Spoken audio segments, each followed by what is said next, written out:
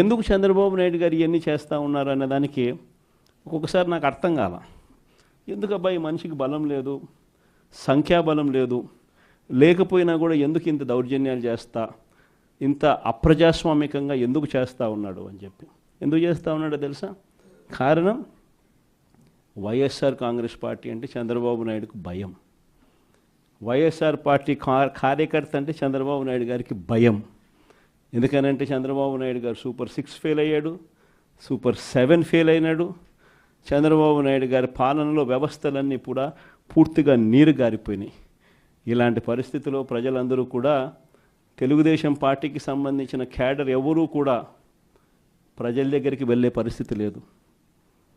చంద్రబాబు నాయుడు గారి క్యాడర్, ఆయనకు సంబంధించిన ఎంపీటీసీలు కానీ, ఆయనకు సంబంధించిన కార్యకర్త కానీ ఎవరైనా కూడా ప్రజల దగ్గరికి వెళ్తే ఇంట్లో నుంచి చిన్న పిల్లలు సైతం క్యాడర్ను కూడా తిరగనిచ్చే పరిస్థితి ఉండదు.